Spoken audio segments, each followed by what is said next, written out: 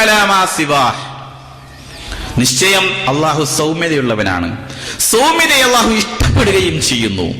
പരിശുദ്ധയില് അല്ലെങ്കിൽ പരുഷമായ കാര്യങ്ങളില് മറ്റുമൊക്കെ നൽകപ്പെടാത്ത അത്രമാത്രം അനുഗ്രഹമാണ് സൗമ്യതയിൽ അള്ളാഹു ചൊരിഞ്ഞുകൊണ്ടേയിരിക്കുന്നത്. അതുകൊണ്ട് ആ സൗമ്യതയെ നിങ്ങൾ സ്വീകരിക്കുകയും ആ സൗമ്യതയില്ലാത്ത മേഖലകൾ ഏതൊക്കെയുണ്ടോ അവിടെ മുഴുവനും റസൂലുള്ളാഹിയുടെ ഒരു ഹദീസിൽ പോലും പഠിപ്പിച്ച വിഷയമാണ് ഇന്ന റിഫ്ക ലാ യകൂനു ഫീ ഷൈഇൻ ഇല്ലാ സാന. സൗമ്യത എന്നത് ഏത് കാര്യത്തിലുണ്ടോ അത് മുഴുവനും ഭംഗിയുള്ള രീതിയിലാക്കി തീർക്കും, അത് അലങ്കാരമായി തീരും. അതില്ലാത്ത വിഷയങ്ങളിൽ അതിനെ വിരൂപമാക്കി കളയുകയും ചെയ്യുമെന്നാണ് നബി തിരുമേനി സല്ലല്ലാഹു അലൈഹി വസല്ലമ പഠിപ്പിച്ചത്.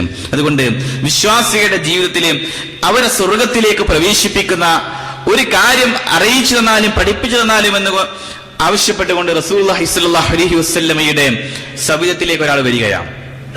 അവിടുന്ന് വിശദീകരിച്ചു കൊടുക്കുകയാണ് തഖ്വല്ലാഹ് ഹുസ്നുൽ ഖുൽഖ്.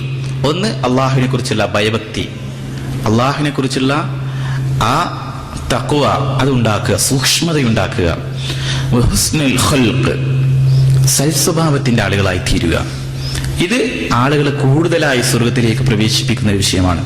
തഖ്വയുണ്ടായി തീരുകയും, അതായത് അള്ളാഹിനെ പേടിക്കുക, ഭയപ്പെടുക, അതോടൊപ്പം അള്ളാഹുവിനെ ഇഷ്ടപ്പെടുകയും അള്ളാഹുവിന്റെ തൃപ്തിക്ക് വേണ്ടി അമല സ്വാലിഹാത്തുകൾ ചെയ്ത് സൂക്ഷ്മതയോടുകൂടി ജീവിക്കുന്ന മനുഷ്യന്മാര്, ആ ഗണവും.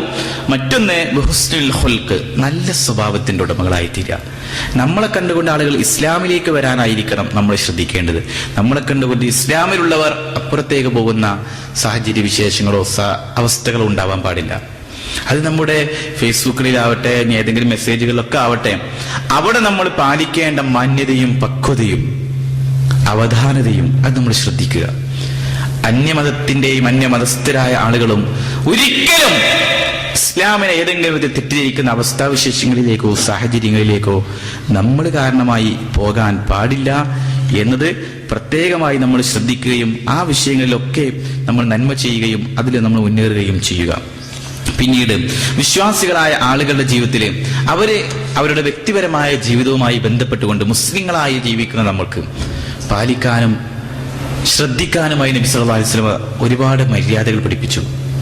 പ്രത്യേകിച്ച് തന്റെ ദിവസവും ചെയ്യുന്ന ഒരു കാര്യമാണല്ലോ ഭക്ഷണം കഴിക്കുക എന്നത്. ആ ഭക്ഷണം കഴിക്കുന്നതുമായി ബന്ധപ്പെട്ടുകൊണ്ട് ഒരുപാട് ബർക്കത്തുകൾ കിട്ടുന്ന കാര്യങ്ങൾ പഠിപ്പിച്ചു. കൂട്ടമായി ഭക്ഷണം കഴിക്കുക, നിലത്തേക്ക് വീഴുന്ന ഭക്ഷണം പോലും മണ്ണ് കളഞ്ഞു കഴിച്ചാൽ അതിൽ പോലും ചില ബർക്കത്തുണ്ടായേക്കാം, ബാക്കി വെക്കുന്ന ഭക്ഷണത്തിൽ ബർക്കത്തുണ്ടായിരിക്കാം. ഇതൊക്കെ പഠിപ്പിച്ചു. ഒരാൾ തന്റെ വീട്ടിലേക്ക് പ്രവേശിക്കുന്ന സമയത്ത് പ്രത്യേകിച്ച് ബിസ്മി ചൊല്ലിക്കൊണ്ടായിരിക്കണം വീട്ടിലേക്ക് പ്രവേശിക്കേണ്ടത്.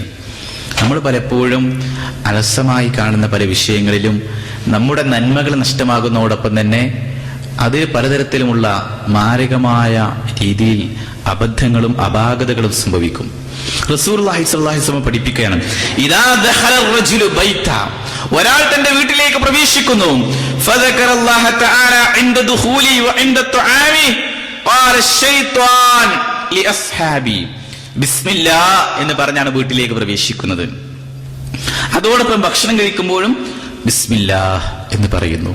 ഖാല ശൈത്വാൻ, പിശാച് അവന്റെ ആളുകളെ മുഴുവൻ വിളിച്ച് പറയും, എന്ത്, ലാ മബീത ലക്കും വലാ അശാ, ഇന്ന് നമുക്കിവിടെ ഭക്ഷണവുമില്ല, ഇവിടെ താമസവുമില്ല. ആരാ പറയുന്നത്? പിശാച്. കാരണം എന്തേ? ആ മനുഷ്യൻ ബിസ്മി ചൊല്ലിയിട്ടുണ്ട്. അതോടൊപ്പം തന്നെ വഇദാ ദഖല, വേറൊരു മനുഷ്യൻ, ഫലം യദ്കുരില്ലാഹ തആല ഇൻദ ദുഖൂലി, വീട്ടിലേക്ക് പ്രവേശിക്കുന്ന സമയത്ത് ബിസ്മിയും ചൊല്ലിയില്ല, ഭക്ഷണം കഴിക്കുമ്പോഴും ബിസ്മി ചൊല്ലിയില്ല. പിശാച് അവന്റെ കൂട്ടുകാരികളെ വിളിക്കുകയാണ്, അദ്റക്തുൽ മബീത വഇദാ ലം യദ്കുരില്ലാഹ തആല ഇൻദ തുആമി അദ്റക്തുൽ മബീത വൽ അശാ, ഇന്ന് നമുക്ക് ഇവിടെ താമസിക്കാം, കാരണം അവൻ ബിസ്മി ചൊല്ലിയിട്ടില്ല. അതുകൊണ്ട് നമുക്കുള്ള ഭക്ഷണവും താമസവും ഇന്ന് ഇവന്റെ വീട്ടിലാണ് എന്ന് ആര് പറയും?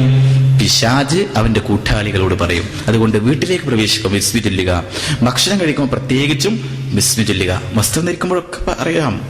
എന്ത് നല്ല കാര്യം ചെയ്യുമ്പോഴും അള്ളാഹുവിന്റെ നാമത്തിൽ എന്നതുകൊണ്ട് ആരംഭിക്കാൻ ശ്രദ്ധിക്കുക. ഇനി അഥവാ ഭക്ഷണം കഴിക്കുമ്പോൾ അത് മറന്നു പോയാൽ തന്നെ ബിസ്മില്ലാഹി അവ്വലഹു വ ആഖിറഹു ഇതുപോലും പറയാൻ പഠിപ്പിച്ചു. റസൂലുള്ളാഹി സ്വല്ലല്ലാഹു അലൈഹി വസല്ലം പറഞ്ഞു സമ്മില്ല. റസൂലുള്ളാഹിന്റെ അരികിൽ ഇരിക്കുന്ന ഒരു കുട്ടി, ആ കുട്ടിയുടെ റസൂൽ പറഞ്ഞു ബിസ്മി കൊണ്ട് ആരംഭിക്കും മോനെ ഭക്ഷണം കഴിക്കുമ്പോൾ. വക്കുൽ ബിയമീനിക വക്കുൽ മിമ്മാ യലീക, വലത്തേ കൈകൊണ്ട് ഭക്ഷണം കഴിക്കുക. തന്റെ അടുത്ത ഭാഗത്തു നിന്ന് ഭക്ഷണം കഴിക്കുക. പാത്രത്തിന്റെ അവിടുന്നും ഇവിടുന്നും പെറുക്കി തിന്നുകയല്ല, മറിച്ച് അടുത്ത ഭാഗത്തു നിന്ന് എടുത്തുകൊണ്ട് കഴിക്കുക എന്നാണ് നബി തിരുമേനി സല്ലല്ലാഹു അലൈഹി വസല്ലം പഠിപ്പിച്ചത്. ആ ഭക്ഷണം കഴിക്കുന്ന സമയത്ത് ഒരിക്കലും ആ ഭക്ഷണത്തിന് ഏതെങ്കിലും തരത്തിൽ നിനക്ക് ഇഷ്ടപ്പെടാത്ത കാര്യങ്ങളുണ്ടെങ്കിൽ ഭക്ഷണത്തെ ഒരിക്കലും കുറ്റം പറയാൻ പാടില്ല. അത് മുസ്ലിം ശ്രദ്ധിക്കേണ്ട മര്യാദയാണ്. റസൂലുള്ളാഹി സ്വല്ലല്ലാഹു അലൈഹി വസല്ലം മാ അബ റസൂലുള്ളാഹി സ്വല്ലല്ലാഹു അലൈഹി വസല്ലം തആമൻ ഖത്തു, ഒരു ഭക്ഷണത്തെയും റസൂലുള്ളാഹി ചീത്ത വിളിക്കുകയോ അല്ലെങ്കിൽ അതിന് മോശമാക്കുകയോ ചെയ്തിട്ടില്ല. ഇനിഷ്തഹാഹു അകല വഇൻ കരിഹു തറക, ആ ഭക്ഷണം ഇഷ്ടപ്പെട്ട റസൂലുള്ളാഹി കഴിക്കും, ഇല്ലെങ്കിൽ അത് വേണ്ടെന്ന് വെക്കാന്നല്ലാതെ ഭക്ഷണത്തിന്റെ കുറ്റവും കുറവും ഒരിക്കലും നബി തിരുമേനി സല്ലല്ലാഹു അലൈഹി വസല്ലമ അവിടുന്ന് പറയുമായിരുന്നില്ല. പിന്നെയോ വിശ്വാസികളുടെ ജീവിതത്തെ അവർ ഭക്ഷണവുമായി ബന്ധപ്പെട്ടുകൊണ്ടുള്ള മര്യാദകൾ എന്നും ചെയ്യുന്ന സൂചിപ്പിച്ചത് വിശ്വാസികളുടെ ജീവിതത്തിൽ ഭക്ഷണവുമായി ബന്ധപ്പെട്ടുകൊണ്ട് തന്നെ എത്രയോ മര്യാദകൾ പഠിപ്പിച്ചു. പ്രത്യേകിച്ച് വലത് കൈ കൊണ്ട് ഭക്ഷണം കഴിക്കണം, വലത്തെ ഭാഗം കൊണ്ട് ഭക്ഷണം ആരംഭിക്കണം, വലത്തെ ഭാഗത്തുനിന്ന് അടുത്ത ഭാഗത്തുനിന്ന്, അതുപോലെ ബിസ്മി കൊണ്ട് ആരംഭിക്കണം. ഇതൊക്കെ പഠിപ്പിച്ചുവെങ്കിൽ ഇടത് കൈ എന്നത് വെറുക്കപ്പെട്ട രീതിയിലാണ് പഠിപ്പിച്ചുള്ളത്. അതുകൊണ്ട് നമ്മൾ അത് അങ്ങനെ തന്നെ ശ്രദ്ധിക്കുക. റസൂലുള്ളാഹി സ്വല്ലല്ലാഹു അലൈഹി വസല്ലം ഹദീസുകൾ ആ വിഷയത്തിലൊക്കെ നമുക്ക് കാണാൻ കഴിയും.